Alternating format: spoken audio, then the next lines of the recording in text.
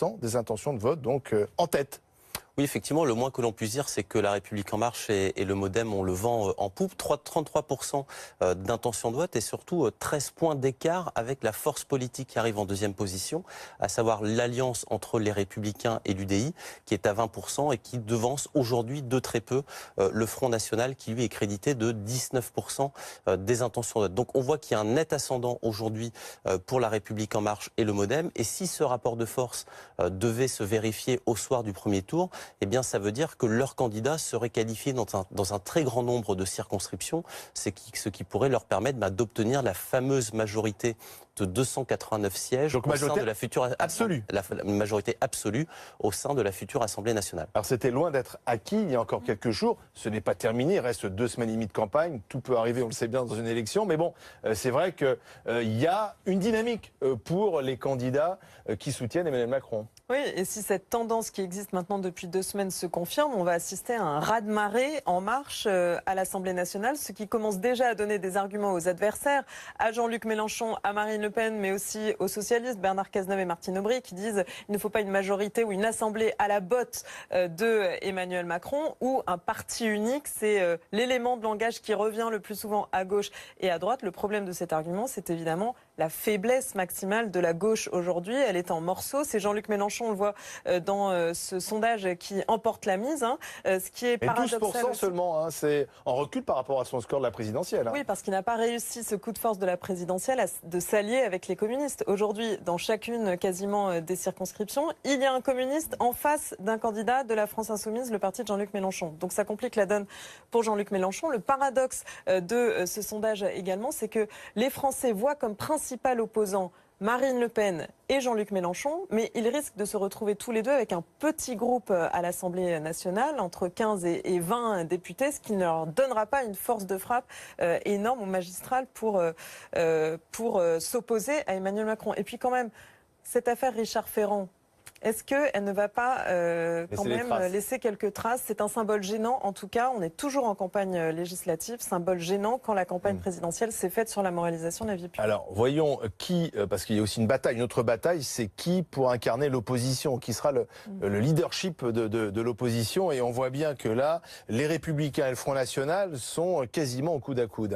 20% d'intention de vote pour les Républicains et l'UDI, et 19% pour le Front National. Tout à fait. Donc on voit bien que les deux forces, on va dire les deux principales forces d'opposition aujourd'hui sont en coude à coude. On peut attendre de ce rapport de force, s'il se vérifie bien entendu au soir du 11 juin, que dans de très nombreuses circonscriptions, le second tour se joue certes avec un candidat de La République En Marche ou du MoDem, mais avec face à lui des candidats LR, UDI et sinon Front National. Ce que l'on peut toutefois prédire, c'est que ce sont sans doute plutôt les Républicains et l'UDI qui emporteront davantage de sièges que le Front National, parce que, compte tenu des règles applicables pour la qualification pour le second tour des élections législatives, on sait que beaucoup de configurations vont être des duels de second tour. Or, cette configuration-là est la plus défavorable au Front National, qui finalement se retrouve à chaque fois dans cette logique de duel face au fameux plafond de verre, au fameux Front républicain, qui certes fonctionne moins bien que par le passé. On l'a vu à l'occasion du second tour de l'élection présidentielle, mais qui fonctionne encore. Et le fait qu'il fonctionne encore, eh bien, ça fait que beaucoup d'électeurs de camps opposés, qui peuvent être de camps des électeurs de gauche notamment, peuvent se déplacer pour aller voter pour le candidat de la droite républicaine et faire barrage au Front National. Alors, les Français sont logiques, avec la logique de la Ve République, en quelque sorte. D'ailleurs, Emmanuel Macron, c'était son pari, donner une majorité au président qui sera élu. 56% des Français estiment préférable qu'il y ait une majorité de députés favorable à Emmanuel Macron après les élections législatives. Ils ne veulent pas d'une cohabitation, ils ne veulent pas, excusez-moi l'expression, du foutoir. Oui, effectivement, et c'est d'ailleurs un résultat qui est en progression de 4 points par rapport à la même question que l'on avait posée il y a 2 semaines, quelques jours avant la prise de fonction d'Emmanuel Macron. Et donc on voit bien que ces 10 premiers jours de présidence, qui sont jugés de façon satisfaisante par une large majorité de Français, eh bien font qu'effectivement beaucoup de Français aujourd'hui, en tout cas une majorité de ceux que nous avons interrogés, eh bien souhaitent qu'il y ait une majorité qui soit là aussi en cohérence avec Emmanuel Macron, qui lui permette de mettre en œuvre son programme, parce que la logique qui domine aujourd'hui dans beaucoup d'esprits, c'est que Emmanuel Macron, il a gagné l'élection présidentielle. Il faut maintenant lui donner sa chance. Et puis, si jamais ça ne fonctionne pas, à l'élection d'après, on jouera à nouveau la carte de l'alternance. Alors, cette dynamique en faveur des candidats En Marche et ceux du MoDem qui soutiennent Emmanuel Macron s'explique aussi parce que les premiers pas d'Emmanuel Macron vont dans la bonne direction pour 67% des Français. Mais vous l'avez dit, Camille, ce sondage a été fait avant l'affaire Richard Ferrand et des doutes qui sont aujourd'hui mis sur la table concernant la probité de Richard Ferrand, même si pour l'instant il est soutenu par l'exécutif et même si pour l'instant, à preuve du contraire, tout ce qu'il a fait est légal, à la fois l'attribution du marché locatif pour sa femme lorsqu'il était le patron des mutuelles de Bretagne et puis l'embauche comme assistant parlementaire de son fils. Oui, alors est-ce que c'est moral? Là aussi, l'opinion se fera son idée. La chance peut-être de Richard Ferrand à ce stade, c'est qu'un long week-end commence, celui de l'Ascension, et que peut-être il y aura moins d'écho dans l'opinion. On le verra dans les jours qui viennent. Ces résultats très favorables à En Marche, c'est aussi le résultat de la politique d'Emmanuel Macron et de la formation de son gouvernement. Il a réussi à séduire ou à convaincre des personnalités de la droite, de la société civile comme Nicolas Hulot, qui est ultra populaire chez les Français. C'est la personnalité politique la plus populaire à ce jour, selon un sondage qui date d'aujourd'hui. Et puis Bruno Le Maire, Gérald Darmanin, pas Thierry Solaire, mais le troisième ministre, oui, Gérald Darmanin, et Édouard Philippe, évidemment, le Premier ministre, qui représentent tous les trois une tendance de la droite, ont réussi aussi à convaincre des électeurs que cette recomposition de la vie politique voulue par Emmanuel Macron, promise pendant la campagne, est en marche, si l'on peut dire, en tout cas en route. Et donc, dès ses premiers pas, dès ses premiers jours à l'Élysée, il applique les promesses qu'il avait tenues. Voilà, et concernant Richard Ferrand, il a dit tout à l'heure à nos confrères de France Info, si c'était à refaire, je ne le referais pas concernant l'embauche pendant quelques mois de son fils en tant que collaborateur parlementaire. Il a bien travaillé pour lui, mais il voit bien que l'idée qu'un parlementaire puisse embaucher l'un de ses proches, ça ne passe plus. D'ailleurs, dans la prochaine loi de moralisation de la vie publique, ça sera interdit, comme au Parlement européen. Voilà, merci Camille, merci Yves-Marie. Bon week-end à vous si vous profitez de ce long week-end de l'Ascension. Je ne suis pas sûr pour tout le monde. En tout cas, nous, on va continuer d'évoquer l'autre fait d'actualité aujourd'hui, l'annonce faite par le président Macron de sa volonté de prolonger l'état d'urgence jusqu'au 1er novembre. Ça sera donc la 6e fois si le Parlement vote en ce sens. L'état d'urgence a été instauré en France après les attentats de novembre 2015. Et puis, dans la foulée, Emmanuel Macron souhaite également le vote d'une nouvelle loi contre cette menace terroriste après l'attentat de Manchester. On en parle avec les spécialistes justement de la sécurité. Gilles Sacaz, ancien cadre du service action de la DGSE, président de Galis Group. Bonsoir. Bonsoir. Et puis Ghislain Bennessa, bonsoir. Vous êtes avocat, auteur de ce livre, L'état de droit à l'épreuve du terrorisme aux éditions de l'Archipel. L'avocat que vous êtes, est-ce que vous êtes surpris d'apprendre que le président Macron veut prolonger une nouvelle fois l'état d'urgence, donc jusqu'au 1er novembre, il devait s'arrêter le 15 juillet?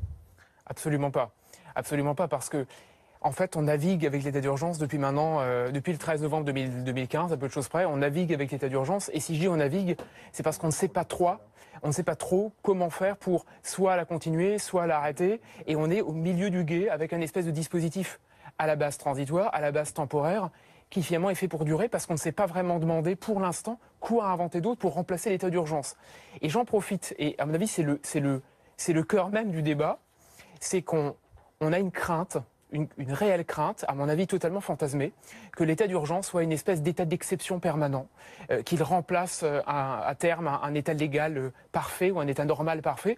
Et en réalité, l'état d'urgence, c'est une modalité qui est faite pour répondre à un moment donné à un épisode particulier.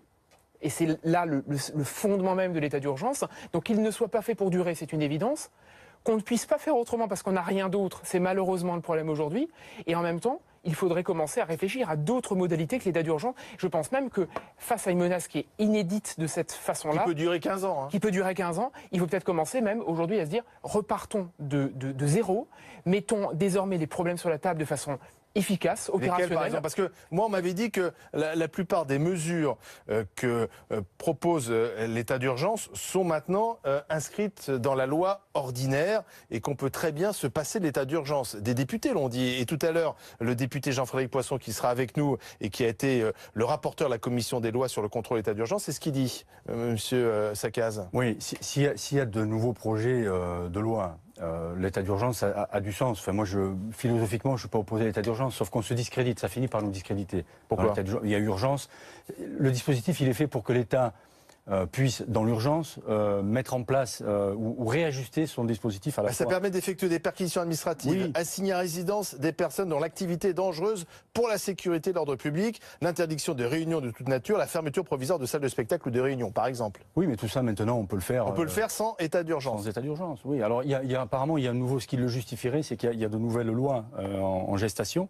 Si c'est le cas, ok, très bien, ça se justifie, mais à un moment donné, il faut oser sortir de l'urgence, parce que la guerre, elle va durer contre l'islam radical. Vous vous souvenez que François Hollande 10 ans, avait 15 dit ans. le 14 juillet à midi, on va sortir l'état d'urgence, et puis le soir Oui. même, il y avait cet attentat à Nice, et donc dans la foulée, il annonçait la prolongation de l'état d'urgence. Et vous savez, je pense que... Il y a un effet psychologique. Absolument, mais je pense que moi, ce qui m'a frappé, c'est que en même temps qu'on a poursuivi l'état d'urgence, on a eu des manifestations, je pense notamment à l'affaire Théo, mais qui a quand même donné lieu à des manifestations à tout va, légitimes ou pas, c'est pas le débat. Mais en même Avec temps, des violences contre les policiers. absolument, et en même temps, pourtant, on était en plein état d'urgence, donc il y a une espèce de ressenti global. En même temps, on se dit, il faudrait peut-être l'arrêter un jour parce que c'est pas fait pour ça, et en même temps, on a une espèce de poursuite de quelque chose parce qu'il faut bien faire quelque chose. Donc on est un peu, encore une fois, au milieu du gué avec cette histoire d'état d'urgence.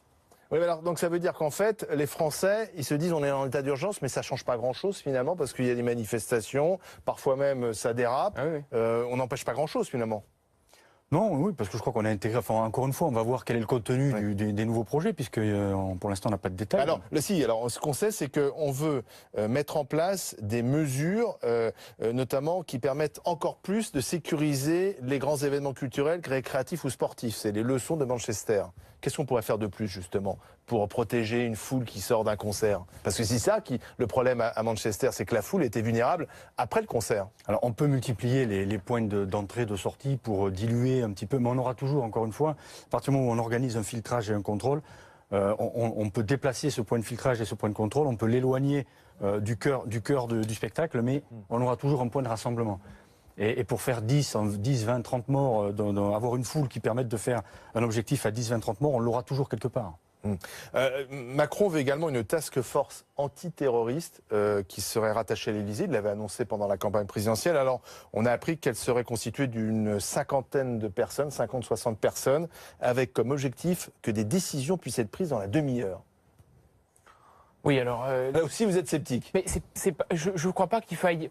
Il faut ni crier victoire, ni être défaitiste, mais le problème... Moi déjà, d'une part, peut-être que c'est un tempérament français, mais j'ai toujours peur de ce millefeuille un peu infernal, où on répond toujours à un problème en inventant une nouvelle strate qui est censée, un jour, essayer de combler les trous des autres strates. Donc, est-ce que c'est une nouvelle strate de plus qui va servir à rien?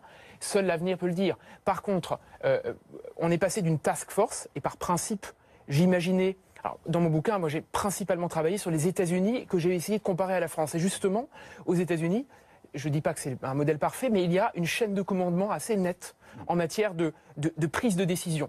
Et quand j'ai entendu, durant la campagne présidentielle, Emmanuel Macron parler de task force, je me suis dit, l'idée, si c'est de faire cela, c'est-à-dire de délimiter, de définir une chaîne de commandement claire, d'essayer de coordonner cette chaîne, pourquoi pas? J'ai juste peur qu'à 100, 60, 50, 60, 100 ou peut-être 200 personnes au bout, est-ce que c'est encore une chaîne de commandement ou est-ce que franchement c'est de nouveau une espèce de niveau en plus incroyable?